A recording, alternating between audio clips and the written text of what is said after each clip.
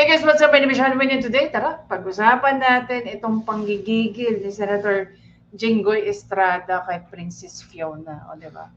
Alam mo, ngayon ko lang na-realize, no? Naglalagay na sila ng mga spokesperson. They call it spokesperson, but basically, those peoples are attacked dog, like ni Auntie Claire. Diba? Mm. So, dito, ang dami... Siguro, dito sa topic natin guys, no? So, obviously, habang pinapanood ko to, hindi maitago ni Senator Jinggoy Estrada ang pagkainis niya dito kay Princess Fiona. 'Di ba? Na mas gugustuhin tawagin siyang tambaloslos. Which by the way, I don't know exactly the meaning of it, but there are some people who's sharing kung ano daw ibig sabihin ng tambaloslos. Tambaloslos ay super kawatan daw, super magnanakaw. If that's even true, no? Na ang tambaluslos ay yun yung ibig sabihin. Tapos sasabihin ni Princess Fiona sa kanyang statement na mas gugustuhin niya pang matawag na tambaluslos kaysa sa kawatan. Eh di mas worse ka kasi super kawatan nga daw yung tambaluslos eh. So tama nga naman si Senator Jinggoy. Diba? Kailangan mo pang mag-aral kasi kabago-bago mo lang daw.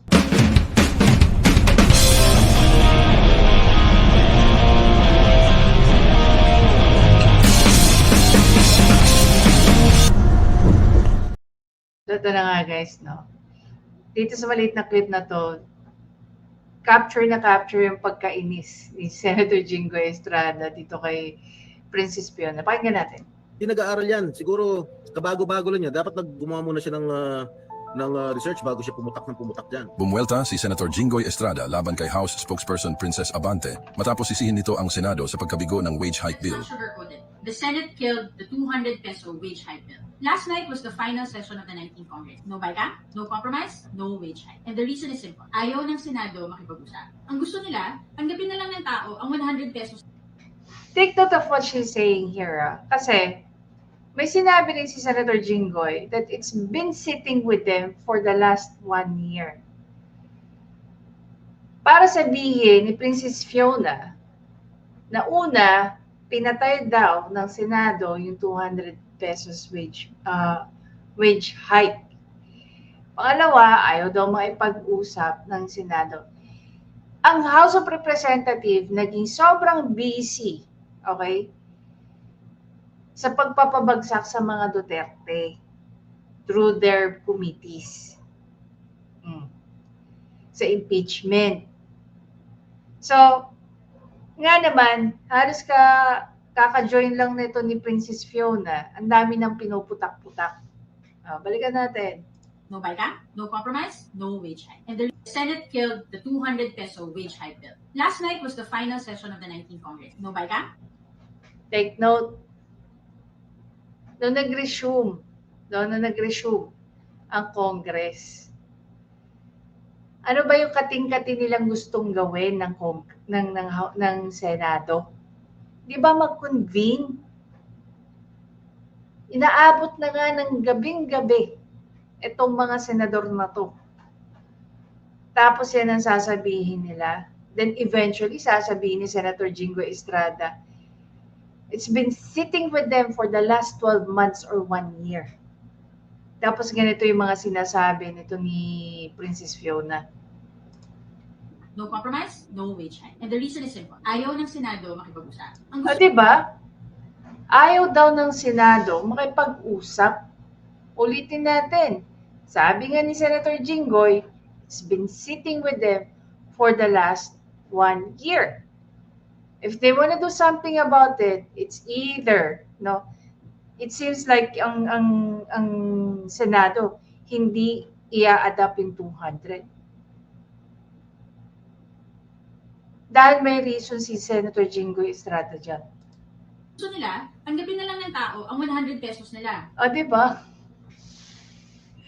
Atakdog na atakdog eh. Bakit? Bakit binabarya ng Senado ang mga manggagawa? Ano namin sinus-shortchange yun? Alam mo, ito si Princess Fiona, makakahanap to ng maraming kaaway sa Senate. At yung hindi mo gugustuhin maging kaaway, itong sila Senator Jingo Estrada. Alam mo kung bakit? Dahil papatulang ka ng mga yan. Yung mga workers. Paano namin pinagdadamutin yung mga workers? I think 100 pesos, and that was the bill of Senator Nick Subiri when I was chairman of the Committee on Labor. Hindi namin short-change. Siguro yung 100 pesos, that is an ideal amount na dapat makuha yung ng ating mga workers. Now, kung ilalagay mo 200 pesos, sa tingin mo ba hindi magko-collapse yung economy natin? Lalo-lalo na yung mga small medium enterprises. Halimbawa pumayag ang Senado, 200 pesos. I-adapt namin yung House version. Ano sa tingin mo in the future? Lalong maraming mawawalan ng trabaho dahil maraming magsasara ng mga kumpanya. Because they cannot afford it. What do they want to do? They want our economy to collapse? Mag-isip muna sila bago sila. Yan si Abante, hindi nag-aaral yan. Siguro kabago-bago lang niya. Dapat gumawa muna siya ng research bago siya pumutak diyan. Kasi isang taon na nakapending yan, bakit hindi nila inadapt yun? Kung talaga seryoso sila, na gusto nilang tumulong sa ating mga manggagawa, dapat inadapt na nila. Noon pa lang, noong last year pa lang, inadapt na nila. Bakit sila magpapasa ng batas sa 200 na 2 days before sinidie? Bakit? Papogi lang sila? Mga nagpapap... Again, gaya ng ginawa nila sa impeachment complaint. No? Yung impeachment complaint, tingnan nyo naman kung ano ginawa nila sa impeachment complaint, sa articles of impeachment, yung dili-dali sila. Last minute nilang ginagawa. Tapos, gigipitin nila at isisisi nila sa Senado yung kanilang irresponsibility. Ngayon, sasabihin ni Senator Jingo Estrada, it's been sitting with you for the last 12 months. Diba? Tapos ngayon, dahil hindi inadapt, no? Hindi inadapt ng Senate yung kanilang 200, isisisi nila ngayon sa Senate. Nakikita mo na yung pattern na ginagawa ng Senate nakikita na natin yung pattern na ginagawa ng House of Representatives. Tapos sisiraan nila ang mga senador. Papogi lang sila, tapos isisisi nila yung Senado? That's not right. Hindi naman tayo pwedeng tumas ng 100 dahil pag ginawa mo 200 yan, alam mo, our economy will collapse, hindi might collapse, will collapse. Dahil kawawa naman yung mga maliliit na mga kumpanya.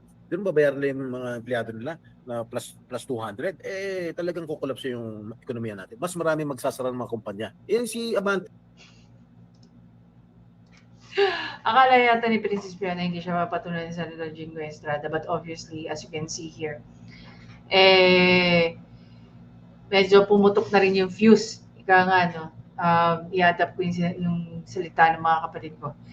Pumutok na yung fuse ni Senator Jingo Estrada rito. Diba? Kaya, we don't know exactly kung anong study yung ginawa nila based dun sa 200 at 100. Pero, kung tutuusin, personally, I do not subscribe doon sa 100 pesos. Okay?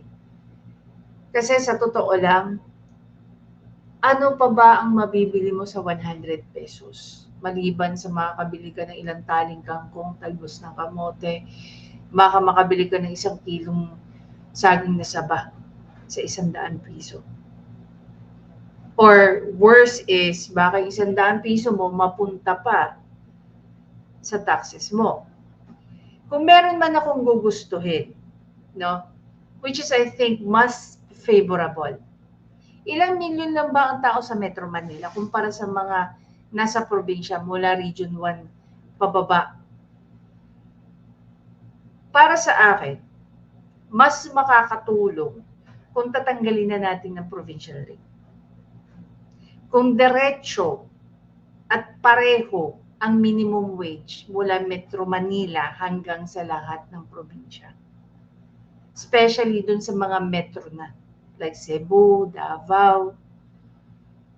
Guys, sa totoo lang, if you go visit other places, halimbawa, mag-out of town ka lang, pumunta ka ng Palawan, pumunta ka ng Cebu, pumunta ka ng Bohol, pumunta ka ng tawag dito, Zambales, or ano pa ba? Yung mga city na alam mong parehong-pareho lang yung gastos sa Metro Manila. Diba? I remember, no, when we were kids, sabi ng nanay ko, gusto niyo ba yung baon niyo? Kasi at that time, ang baon ko, 25 pesos. Tinanong niya kami, gusto niyo ba yung baon niyo? Tigto 200 pesos. Tinanong na, syempre, sino may ayaw, di ba? Sino may ayaw, may ayaw na magbaon ng pera na worth 200 pesos from 25 pesos, di ba, magiging 200. Ang sabi ng nanay ko, kung gusto niyo na 200 na baon, uwi daw kami ng probinsya. Well, we were raised and born here in Metro Manila. Ang tatay ko lang naman na may probinsya. Sabi namin, we're okay here. Masaya na kami dito. Noon, mura ang bilihin. Ngayon, hindi na. Mahal na po ang mga bilihin. Kung magkano kilo ng baboy sa Cebu, sa Davao, sa Palawan, o kung saan pa man. Parehong-pareho na lang din ng kilo dito sa Metro Manila. Gusto mo ng mura, bumili ka ng frozen. Gusto mo ng masarap, bumili ka ng fresh. I remember having this talk, no, with one of the managers just sa Diocese of Davao City during my last visit. And we were talking about yung effect ng provincial rate para sa mga taong nagtatrabaho sa probinsya, and yet ang gastos is very much the same dito sa Maynila. The rent is high doon sa mga nagre-renta. Yung bayad mo ng tubig, internet, ilaw is the same. Basic. Bumili ka ng grocery. Do you really think people from metro places, they don't buy food sa grocery? A lot of them. A lot of them. Pero syempre marami pa rin namamalengke. Yun lang. Yung presyo kasi ng palengke at saka ng grocery, more often than not, hindi na halos nagkakalayo ng presyo. Diba? I mean, talking about the cost of living. Sa tingin nyo, dun sa mga nagtatrabaho sa probinsya, hindi nahihirapan sa baba ng sahod nila, sa cost of living nila. Very basic lang, even the very basic lang. Kaya karamihan na nagtatrabaho na nakabase sa provinces. Meron silang mga on the side na negosyo. Diba? Dito mo na maiisip yung mga teacher daw na nagbebenta ng tosino at saka longganisa. I mean, that is school bukol days pa, no? That's in the early 90s or 80s. Balikan natin si Senator Jinggoy. I agree with him. If we're going to make it 200 pesos, magko-collapse talaga ang economy. Will it be the same kung tatanggalin natin ang provincial rate? I don't think so. Mas beneficial para sa bawat Pilipino kung tatanggalin ang provincial rate. Kahit papano, yung ganung rate makakatulong. Diba? That's more than 100 pesos. Mas malaki syempre yung difference ng provincial rate at saka ng Metro Manila rate sa 100 pesos. So doon tayo sa mas maraming makikinabang. Hindi man makinabang ang mga taga Metro Manila dyan. But definitely, sure na sure, mas maraming Pilipino makikinabang pag tinanggal ang provincial rate. Diba? Kaya ba, padbor kayo doon? Pagpantayin yung sinasahod, yung minimum wage ng taga Metro Manila sa probinsya. I'm very sure maraming mag-agree dyan. Bigla nyo huhubarin yung kulay paint nyo, pulan nyo na political affiliation nyo. Pagdating na sa usaping ganyan. One thing din na kailangan natin malaman, paano nila napag-aralan yung 100? Bakit 200 lang, 100 lang? Paano nila napag-aralan yan? Tinignan ba nila yung cost of living? At least, a family of 5, 3 anak at saka 2 magulang. Kung tutusin nga nowadays, mapapansin mo, konti na lang ang nagkakaroon ng anak more than 3. Kaya limited, 1 o 2 na lang. Maximum na talaga 3. Dati, noong mga panahon ng mga lola at lolo natin, 9, 10, 7. Ang daddy ko, ilan ba sila? 9. 10 sila, kaya lang namatay yung isa. 9 sila. Ang nanay ko, 7. Sa tingin nyo ngayon, sa hirap ng buhay, may gugusto pa ba na magkaroon ng ganyan karaming anak? Wala na, di ba?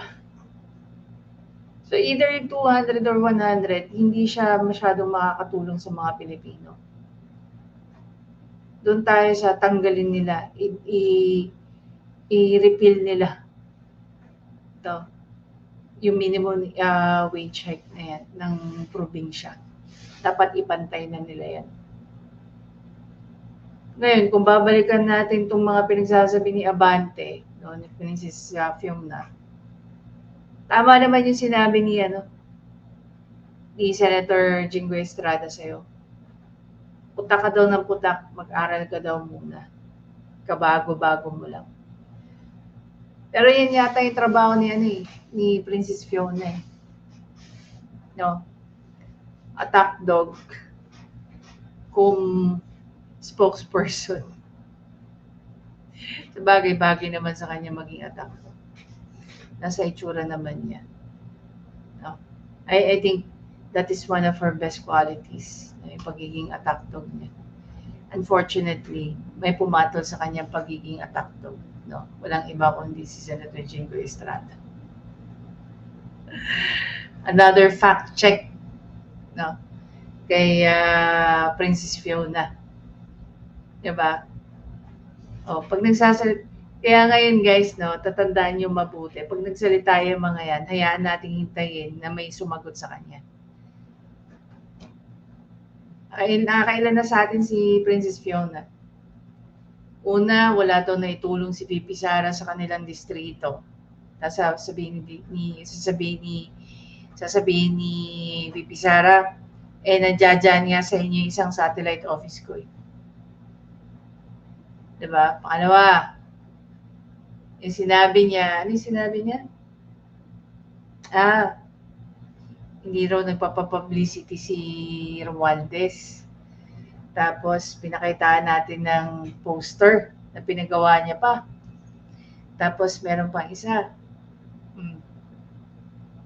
Ano pa yung isa? Na hindi daw kasama, hindi daw kasama sa presidential survey si Romualdez. Pinakita din natin yun. Ilang survey. And lastly,